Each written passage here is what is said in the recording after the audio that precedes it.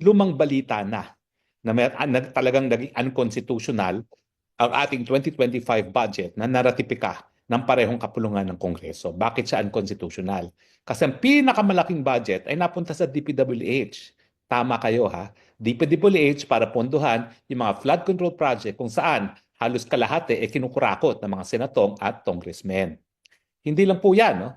Alam din natin na ang mga pinakamalaking losers dyan sa budget na yan ay ang DepEd na nawalan po ng 12 billion. Dapat siya ang pinakamalaking allocation sa budget. Sang-ayon po yan sa saligang batas. Ha?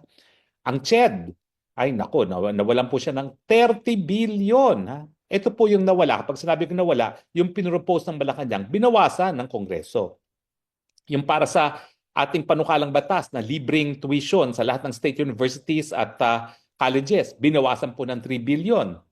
Yung ating DSWD, nabawasan po ng 96 billion. Ang takin nyo, napakalaki po niyan. At saka ang PhilHealth, syempre, tinanggal yung government subsidy na 74.4 billion.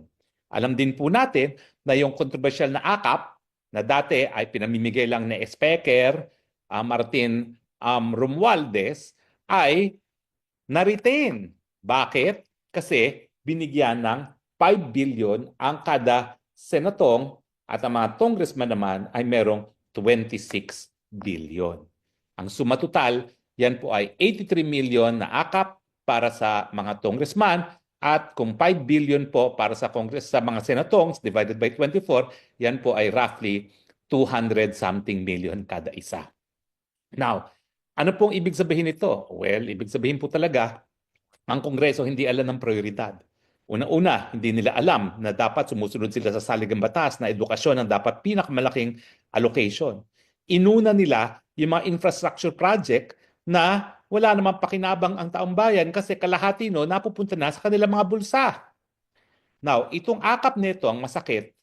Alam nyo ba, nagkaroon din ng opinion itong si Chairman Garcia ng COMELEC ng pamimigay ng ayuda kasama ng akap, ang tupad at ang AIX ay hindi pinagbabawal sa panahon ng eleksyon. Samantakin nyo, yung 83 million kada congressman na 200 million kada senatong, po pwede nilang ipamigay sa panahon ng eleksyon, maski election period na at hindi sila mapaparusahan for an election offense. Ano pong ibig sabihin yan? Ibig sabihin, lahat ng mga ayuda na dapat ibinibigay sa isang buong taon, uubusin po yan sa panahon ng eleksyon dahil ang eleksyon ay Mayo. Sigurado po yan. Marso pa lang, ubos na yan. Kasi may mga listahan na yung mga senatong at mga congressman na yan kung saan talaga sila mamimigay para ang mangyayari, institutional vote buying. E mantakin nyo, ganong kalaki yung akap na yan, 83 million, yan ay akap lang kada kada congressman. E meron pang tupad, meron pang AIX. Isabihin mo na kada congressman ay meron silang tagta 10 million each. O di meron na silang 100 million na pamigay. Mantakin nyo, 100 million. Eh ang mga butante naman kada distrito, 100,000.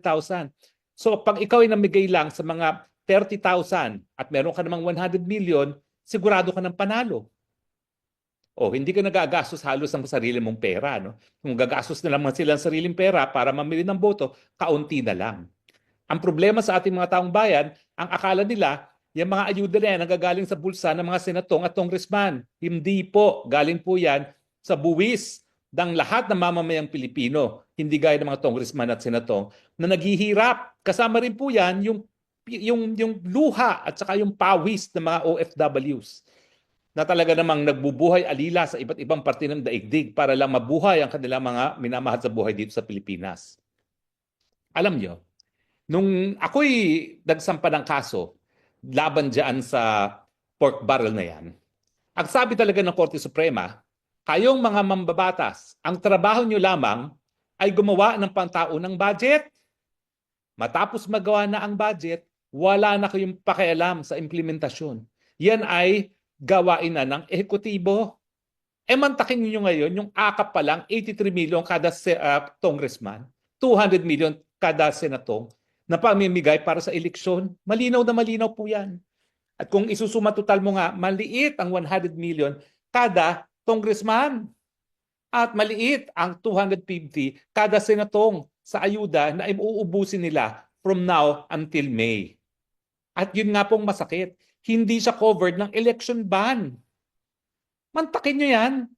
Gagamitin ang pondo ng taong bayan para bumili ng boto.